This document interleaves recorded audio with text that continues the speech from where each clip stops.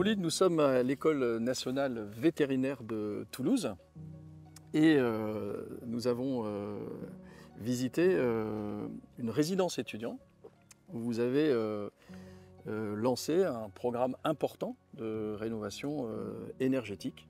Est-ce que vous pouvez nous en parler, nous décrire de façon opérationnelle? Qu'est-ce que c'est finalement cette rénovation énergétique? Comment on fait? Oui Eric, donc effectivement on a fait mener cette opération sur 254 logements étudiants sur 4 bâtiments. Donc c'est une rénovation qui est assez exemplaire dans la mesure où on est venu donc améliorer la performance énergétique du bâti par de la préfabrication industrialisée d'usine.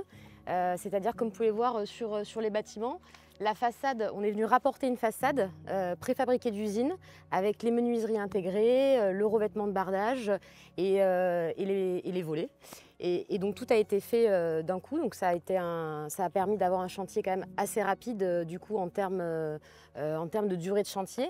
En 3 mois, pour vous donner un exemple, toutes les façades ont été réhabilitées. Là où sur une opération un peu classique avec donc un isolant classique et des installations, on aurait été plus sur une durée de 12 mois pour l'ensemble de l'opération. Est-ce que vous pouvez nous donner quelques comparatifs avant-après travaux? Alors avant-après, donc déjà en termes de consommation d'énergie primaire, on a diminué de 80%. Donc ça c'est l'électricité. Ça c'est la consommation d'énergie primaire, électricité, parce qu'on a effectivement l'électricité ici.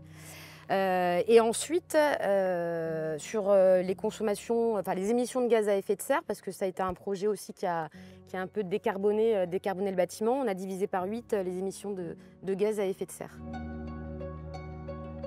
Donc Pauline, nous rentrons dans un des bâtiments de la résidence étudiant que vous avez rénové énergétiquement. Et tout de suite, on est saisi par ce sentiment de fraîcheur qu'il y fait.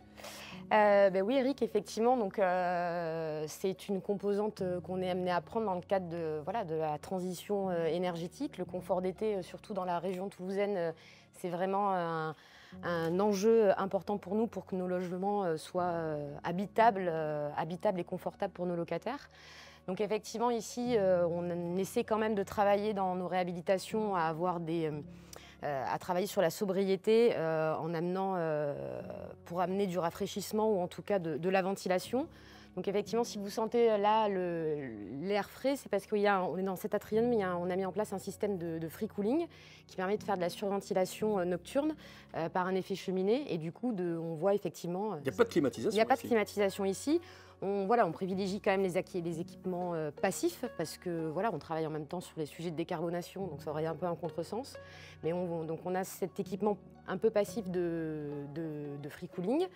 Vous l'avez vu en rentrant, on a aussi des stores qui fonctionnent sur les parties communes en fonction de l'orientation et de l'ensoleillement.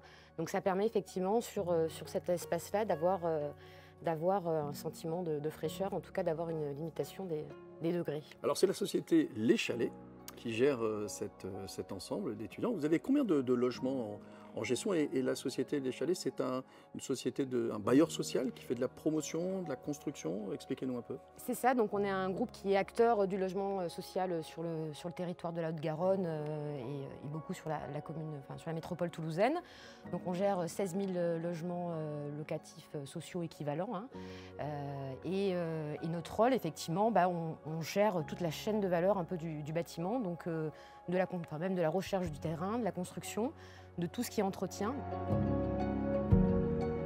Pauline, sur le parc de logements que vous avez à gérer, comment vous programmez finalement cette rénovation énergétique? On travaille du coup sur une programmation pluriannuelle avec des échéances à 2034, 2050 pour améliorer la performance de notre parc en privilégiant les critères thermiques et énergétiques et carbonés de notre parc.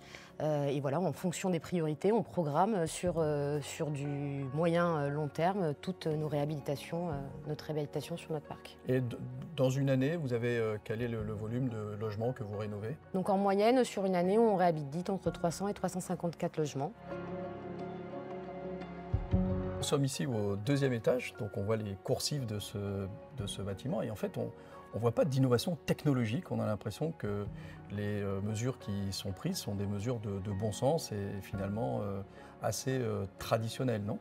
Oui, c'est ça, quand le bâti le permet, autant utiliser, comme vous le dites bien, les mesures de bon sens, donc la surventilation, les mesures de protection des façades, finalement des choses simples qui permettent de faire gagner en confort le bâtiment. Toutes les mesures simples qu'on peut mettre en place, qui sont de protéger face à l'ensoleillement, qui sont d'isoler, de rendre le bâtiment plus sobre, de le ventiler, de brasser l'air et de l'aérer, c'est des notions finalement très simples qui permettent d'améliorer le confort et la performance du bâtiment. Donc on va d'abord privilégier ce genre de solution qui déjà amène des résultats.